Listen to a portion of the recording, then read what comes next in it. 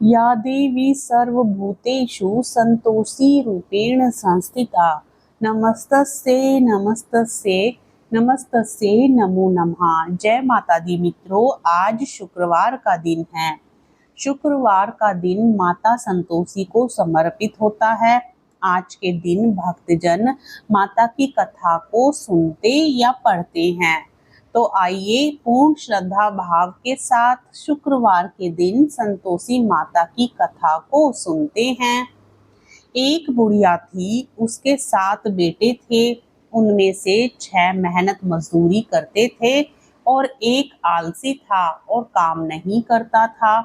बुढ़िया खाना बनाती और 6 बेटों को खिलाती। जो कुछ बचता वह 7वें बेटे को खिलाती। छोटा बेटा नादान था और उसे इस बात का पता नहीं था। एक दिन उसने अपनी पत्नी से कहा, देखो मेरी माँ मुझसे कितना प्यार करती है। वह बोली, क्यों नहीं, वह तुम्हें सबका बचा खुचा खाना खाने को देती है। वह बोला, क्या ऐसी बात कैसे हो सकती है?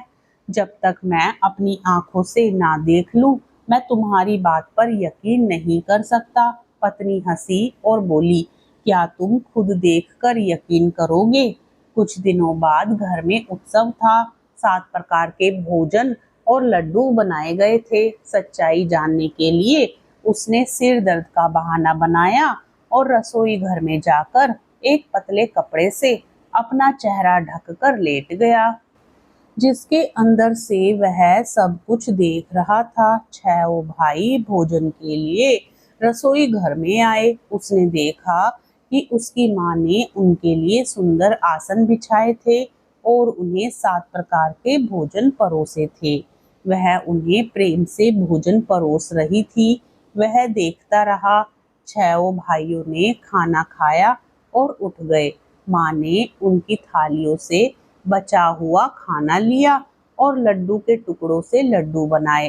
बचा हुआ खाना साफ करने के बाद माँ ने बेटे को आवाज लगाई, उठ बेटा, 6 भाई खाना खाकर चले गए, तू बचा है, उठ, तू कब खाएगा? वह कहने लगा, माँ मुझे खाना नहीं खाना है, मैं बाहर जा रहा हूँ। माँ ने कहा, अगर कल जाने का इरादा है तो आज ही जा। वह बोला, हाँ हाँ, मैं आज ही जा रहा हूँ। यह कहकर वह घर से निकल गया। घर से निकलते समय उसे अपनी पत्नी की याद आई। वह गौशाला में गोबर के उपले बना रही थी। वह वहां गया और बोला, मैं कुछ समय के लिए दूसरे देश जा रहा हूँ, तुम शांति से रहो और अपना कर्तव्य करो। वह बोली, शांति से जाओ, मेरी चिंता मत करो, मैं भगवान राम की शरण में रहूंगी। भगवान राम तुम्हारे साथ रहें। मुझे अपनी कोई ऐसी चीज दो जिसे मैं याद रखूं। अपनी सारी चिंताओं और कामों में मुझे मत भूलना। उसने कहा, मेरे पास कुछ भी नहीं है, सिर्फ यह अंगूठी है, तुम इसे ले लो और अपनी कोई चीज मुझे स्मृति के रूप में दे दो। वह बोली, मेरे पास क्या है, मेरे पास तो सिर्फ यह गोबर से भरा हाथ है। यह कहकर उसने अपने गोबर से भरे हाथों को उसकी पीठ पर निशान के रूप में रख दिया और वह चला गया। इस तरह चलते चलते वह दूर एक जगह पहुंचा जहां एक व्यापारी की दुकान थी। वहां जाकर उसने कहा, भाई मुझे अपना नौकर रख लो। व्यापारी को एक नौकर की जरूरत थी, इसलिए उसने उसे रहने के लिए कहा। लड़के ने उससे पूछा, वह कितना वेतन देगा? व्यापारी ने जवाब दिया, मैं देखूंगा कि तुम कैसे काम करते हो, उसके बाद तुम्हें वेतन दिया जाएगा। उसे व्यापारी से नौकरी मिल गई। वह सुबह 7 बजे से दोपहर 2 बजे तक काम करता था। कुछ ही दिनों में उसने लेन देन, हिसाब किताब, ग्राहकों को सामान बेचना और सारा काम संभाल लिया। व्यापारी के पास 7-8 नौकर थे और वे सब हैरान थे। वह बहुत बुद्धिमान था। व्यापारी ने उसका काम देखकर उसे 3 महीने के अंदर 50% मुनाफे में भागीदार बना लिया। 12 साल में वह एक प्रसिद्ध व्यापारी बन गया और मालिक ने सारा काम उसके कंधों पर छोड़ दिया और देश से बाहर चला गया। अब बहू को क्या हुआ यह भी सुनिए। सास ससुर उसे बहुत परेशान करने लगे। घर का पूरा बोझ उस पर डाल दिया गया और उसे जंगल से लकड़ियां लाने के लिए भी भेजा जाने लगा।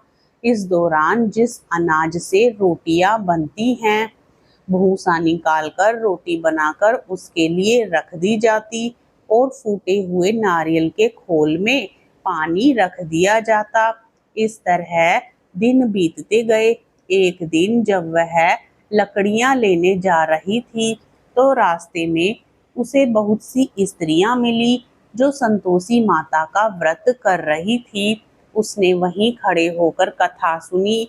फिर उनसे पूछा, बहनों, तुम किस भगवान के लिए यह व्रत कर रही हो तथा इस व्रत को करने से तुम्हें क्या फल मिलता है?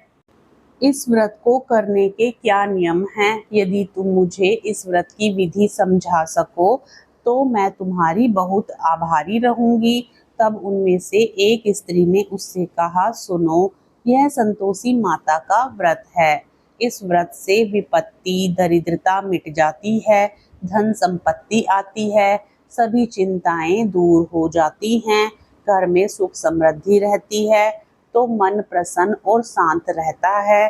बांझ स्त्री को संतान प्राप्त होती है, पति बाहर गया हो तो तुरंत लौट आता है, कुंवारी कन्याओं को मनपसंद वर मिलता है, बहुत समय से चल रहे मुकदमे शीघ्र निपट जाते हैं, घर में कलह हो तो सुख शांति रहती है, घर में समृद्धि आती है, धन संपत्ति और भूमि की प्राप्ति होती है, रोग दूर होते हैं और इस प्रकार तुम्हारे मन में जो भी इच्छाएं हैं, संतोषी माता का आशीर्वाद उन्हें अवश्य पूर्ण करता है, इसमें कोई संदेह नहीं है।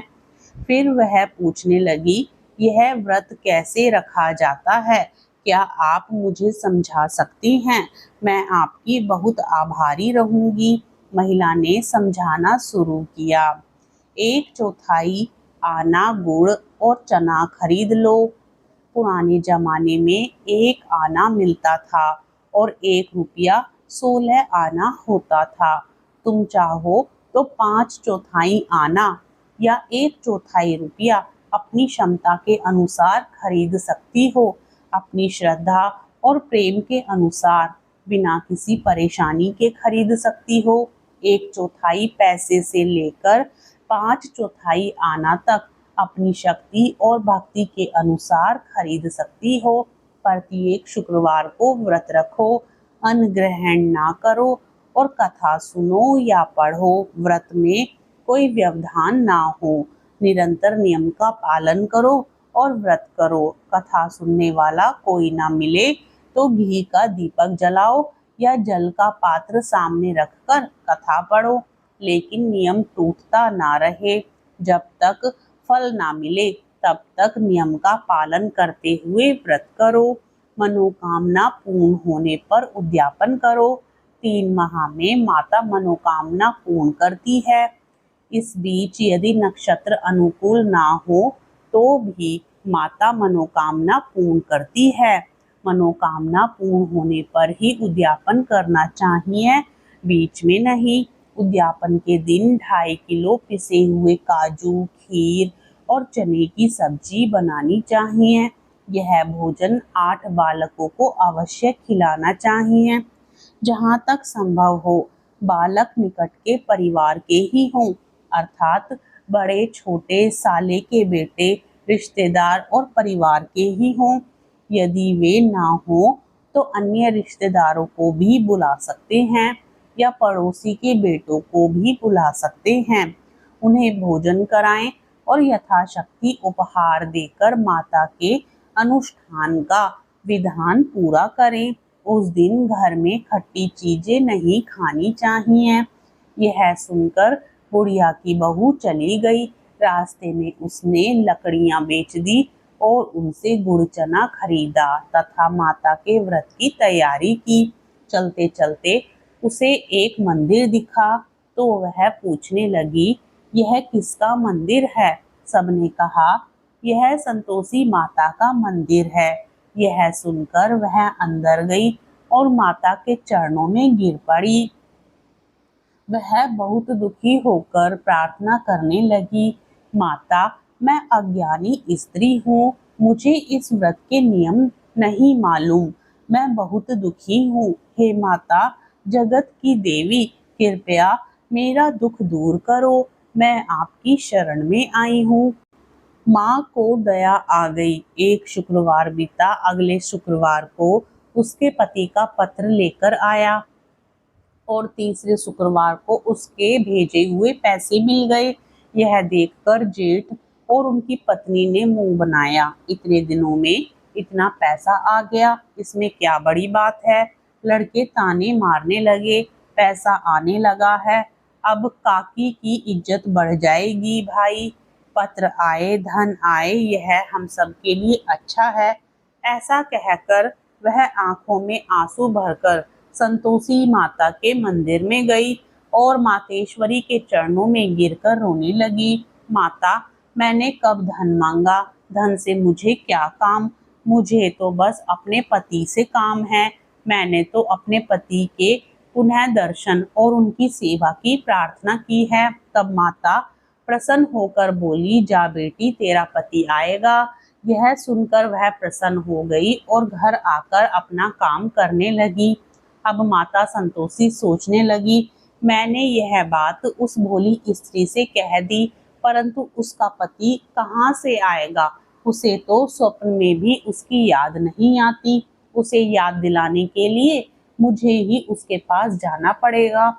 इस प्रकार माताजी उस बुढ़िया के बेटे के स्वप्न में गई और कहने लगी, धनवान के बेटे, तुम सो रहे हो या जाग रहे हो? वह उत्तर देता है, माँ, मैं ना सो रहा हूँ ना जाग रहा हूँ, कृपया मुझे बताइए कि आप मुझे क्या शिक्षा देना चाहती हैं।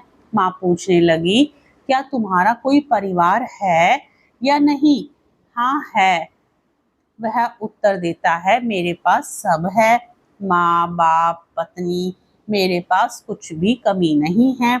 माँ कहती है, नादान बेटे, तुम्हारी पत्नी बहुत कष्ट उठा रही है, तुम्हारे माता पिता उसे बहुत कष्ट दे रहे हैं, तुम्हें उसके बारे में पूछना चाहिए। वह बोला, हाँ माताजी, मुझे मालूम है, पर मैं वापस कैसे जाऊं? यह दूसरा देश है, यहाँ क्रय विक्रय की कोई सीमा नहीं है, यहाँ जाने के लिए कोई रास्ता भी नहीं दिखता। माँ कहने लगी, मेरी बात सुनो, सुबह स्नान करके संतोषी माता का नाम लो, घी का दीपक जलाओ, फिर दुकान पर जाकर बैठो। धीरे धीरे तुम्हारी देनदारियां खत्म हो जाएंगी, तुम्हारा भंडार बिक जाएगा, शाम तक धन का ढेर लग जाएगा। अब वह सुबह जल्दी उठ गया और अपने दोस्तों को अपना सपना बताया। सबने उससे कहा, क्या कोई सपना सच होता है? एक बूढ़ा आदमी बोला, मेरी बात सुनो, सपने के सच या झूठ पर संदेह करने के बजाय भगवान ने जो कहा है उसका पालन करने से तुम्हें क्या नुकसान होगा? अब बूढ़े की बात सुनकर वह स्नान करके संतोषी माता से प्रार्थना करने लगा, घी का दीपक जलाया और दुकान पर जाकर बैठ गया। थोड़ी देर में वह क्या देखता है, कर्जदार पैसे लौटाने लगे और कर्जदार अपना पैसा वापस लेने लगे। लोग नकद में ही शेयर खरीदने लगे। शाम तक उसके पास बहुत सारा धन इकट्ठा हो गया। वह मन ही मन माता का नाम लेता रहा और चमत्कार देखता रहा। खुश होकर उसने गहने, कपड़े और घर ले जाने के लिए सामान खरीदा। यहाँ का काम पूरा करके वह तुरंत अपने शहर के लिए निकल पड़ा। उधर पत्नी लकड़ियां लेने जंगल गई है। लौटते समय उसने संतोषी माता के मंदिर में विश्राम किया। यह उसका प्रतिदिन का विश्राम स्थल था। दूर से धूल उड़ती देखकर उसने माताजी से पूछा, हे माताजी, यह धूल क्यों उड़ रही है? माता उससे कहती है, हे बेटी, तेरा पति आ रहा है, अब लकड़ियों के 3 गट्ठर बना ले, एक नदी के किनारे, एक मंदिर में और तीसरा अपने सिर पर रख ले। लकड़ियों का गट्ठर देखकर तेरे पति के मन में काम आएगा और वह मंदिर में रुककर कुछ नाश्ता बनाकर माता के पास जाएगा। फिर लकड़ियों का बोझ उठाकर उसे अपने सिर से उतार दे और गली के बीच में आकर 3 बार जोर से पुकारे, ले सासू माँ, लकड़ियों का गट्ठर ले, भूसे की रोटी दे और नारियल के खोपड़े में पानी दे, आज कौन मेहमान आया है। माता की बात मान ले बहू। बहू बोली, ठीक है हाँ माँ। फिर खुश होकर लकड़ियों के 3 गट्ठर बनाए, एक नदी के किनारे रखा, एक माताजी के मंदिर में, और उसी समय एक राहगीर वहां पहुंचा। सूखी लकड़ियां देखकर उसके मन में विश्राम करने और कुछ भोजन बनाने की इच्छा हुई। विश्राम करके वह गांव में गया। वह सभी से प्रेम पूर्वक मिला। उसी समय पत्नी लकड़ियों का गट्ठर लेकर आती है। लकड़ियों का भारी गट्ठर परिसर में रखते हुए वह जोर से चिल्लाती है, लो सासू माँ, लकड़ियों का गट्ठर लो, भूसे की रोटी दो, फूटे नारियल के खोल में पानी दो, आज कौन आया है। यह सुनकर सास अपनी परेशानी छिपाने के लिए कहती है, बहू तुम ऐसा क्यों कहती हो, तेरे प्रभु ही तो आए हैं, अंदर आ, मीठा चावल खा, वस्त्र और आभूषण पहन। इतने में आवाज सुनकर पति बाहर आता है और अंगूठी देखकर हैरान हो जाता है। वह अपनी माँ से पूछता है, माँ यह औरत कौन है।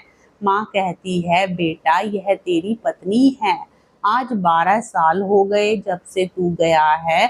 यह पूरे गांव में जानवरों की तरह घूमती है, घर का कोई काम नहीं करती, 4 बार आकर खाना खाती है, तुझे देखकर भूसे की रोटी और नारियल के खोल में पानी मांग रही है। वह लज्जित होकर बोला, कोई बात नहीं माँ, मैंने उसे देखा है और तुम्हें भी देखा है। अब मुझे दूसरे घर की चाबियां दे दो ताकि मैं वहां रह सकूं। तब माँ बोली, कोई बात नहीं बेटा, जैसे तुम्हारी इच्छा। यह चाबियों का बंडल है, जिसे उसने जोर से फर्श पर फेंक दिया। उसने चाबियां उठाई और अगले घर में चला गया। तीसरी मंजिल पर कमरा खोलकर उसने सारी चीजें रख दी। एक दिन में ही घर राजा के महल की तरह सज गया। अब क्या हुआ, पत्नी खुश रहने लगी। इसी बीच अगला शुक्रवार आ गया। उसने अपने पति से कहा, मैं संतोषी माता के व्रत का उद्यापन करना चाहती हूँ। उसके पति ने कहा, बहुत अच्छा, खुशी खुशी करो। वह तुरंत उद्यापन की तैयारी में जुट गई। वह अपने जेठ के बेटों को भोजन के लिए आमंत्रित करने गई। उसने आमंत्रण स्वीकार कर लिया, लेकिन दूसरी मंझली जेठानी अपने बेटे को सिखाती है, देखो तुम सब खट्टी चीज मांगना, जिससे उद्यापन पूरा ना हो। लड़के दोपहर के भोजन के लिए आए। उन्होंने पेट भरकर खीर खाई, लेकिन माता के वचन याद करके कहने लगे, हमें कुछ खट्टा दो, हमें खीर खाना अच्छा नहीं लगता। इसे देखकर हमारा जी घबरा रहा है। बहू कहने लगी, खट्टी चीज किसी को नहीं मिलेगी, यह संतोषी माता का प्रसाद है। लड़के खड़े होकर बोले, पैसे दो। भोली बहू कुछ ना जानते हुए भी उन्हें पैसे दे दिए। लड़कों ने उसी समय जिद करके इमली खरीद ली और खाने लगे। यह देखकर माता ने बहू को श्राप दे दिया। राजा के सिपाहियों ने उसके पति को पकड़ लिया और ले गए। भाई भाभी झूठी बातें करने लगे, हमेशा लूट खसोट कर इसने यह धन इकट्ठा किया है। राजा के सिपाहियों ने उसे पकड़ लिया। अब जेल में पिटाई होने पर सब पता चल जाएगा। पत्नी यह सब बात सुन नहीं सकी। रोती हुई वह माताजी के मंदिर में गई। वह कहने लगी, माँ यह तुमने क्या किया, मुझे क्यों रुलाया। माँ बोली, बेटी तुमने उद्यापन कर दिया और व्रत भी बिगाड़ दिया, इतनी जल्दी तुम सारी बातें भूल गई। वह कहने लगी, माँ मैं भूली नहीं हूँ, ना कोई पाप किया है, लड़कों ने मुझे भुला दिया और भूलकर मैंने उन्हें पैसे दे दिए, मुझे माफ कर दो। माँ बोली, क्या कोई ऐसे भूल हो जाती है? वह बोली, माँ मुझे माफ कर दो, मैं तुम्हारा उद्यापन फिर से करूंगी। माँ बोली, अब कोई भूल मत करना। वह बोली, अब कोई भूल नहीं होगी। माँ अब बताओ कि वह कैसे आएंगे? माँ बोली, जाओ बेटी, रास्ते में तुम्हारा पति आता हुआ मिलेगा। वह वहां से चली गई और रास्ते में उसे उसका पति मिल गया। उसने पूछा, तुम कहाँ गए थे? तब वह कहने लगा, उसने बहुत धन कमाया था, इसलिए राजा चाहता था कि वह कर चुकाए। वह कर चुकाने गया था। वह खुश होकर बोली, अच्छा हुआ, चलो घर चलते हैं। वे घर चले गए। कुछ दिन बाद फिर शुक्रवार आया। उसने अपने पति से कहा, मैं एक बार फिर माताजी का उद्यापन करना चाहती हूँ। पति ने कहा, कर दो। वह फिर अपने जेठ के बेटों को बुलाने गई। जेठानियों ने उसे ताना मारा और बेटे को सीख देने लगी, तुम सब लोग शुरू में खट्टी चीज ही मांगते रहो। लड़के कहने लगे, हमें खीर खाना अच्छा नहीं लगता, हमें बेचैनी होती है, हमें कुछ खट्टा खाने को दो। वह बोली, तुम्हें खट्टी चीज नहीं मिलेगी, तुम्हारी इच्छा हो तो खाओ। फिर वह ब्राह्मण के बेटों को बुलाकर उन्हें भोजन कराने लगी। अपनी सामर्थ्य के अनुसार धन के स्थान पर उसने सबको एक एक फल दिया। इससे संतोषी माता प्रसन्न हुई। नए वर्ष में माता के आशीर्वाद से उसे चांद जैसा पुत्र प्राप्त हुआ। वह अपने पुत्र को लेकर प्रतिदिन माता जी के मंदिर जाती। माता ने सोचा, वह तो प्रतिदिन आती है, आज क्यों ना इसी बहाने उसके घर जाकर उसके दर्शन कर लूं। ऐसा सोचकर माता ने भयानक रूप बनाया। गुड़ चने से पतला मुंह बनाया और ऊपर से सींग बनाए। चारों ओर मच्छर मंडरा रहे थे। चौखट पर पैर रखते ही सास चिल्लाई, देखो कोई दुष्ट चुड़ैल आ रही है, लड़कों उसे भगाओ, नहीं तो वह किसी को खा जाएगी। लड़के डर गए और खिड़कियां बंद करने लगे। बहू ने एक झांकी से देखा, खुशी से पागलों जैसी आवाज में चिल्ला रही थी, आज मेरी माताजी मेरे घर आई हैं। ऐसा कहकर उसने अपने बच्चे को, जिसे वह दूध पिला रही थी, हिला दिया। इस बीच सास को गुस्सा आ गया। वह बोली, वैश्या तू क्यों उत्तेजित हो रही है? उसने बच्चे को पटक दिया। इतने में माता की आभा से चारों ओर बालक ही बालक खड़े हो गए। वह बोली, माँ मैं जो व्रत कर रही हूँ वही संतोषी माता है। ऐसा कहकर उसने घर के सब दरवाजे खिड़कियां खोल दी। सबने माता जी के चरण पकड़ लिए और प्रार्थना की, हे माता, हम मूर्ख हैं, पापी हैं, हम आपके व्रत के नियम नहीं जानते, आपका व्रत बिगाड़ कर हमने बहुत बड़ी भूल की है। हे जगत माता, हमारी भूल क्षमा करो। इस प्रकार माता प्रसन्न हुई। माँ ने जैसे बहू को पुरस्कृत किया वैसे ही सबको पुरस्कृत करें। जो लोग यह कथा पढ़ते हैं उनकी मनोकामनाएं पूर्ण होती हैं। प्रेम से बोलो, संतोषी माता की जय।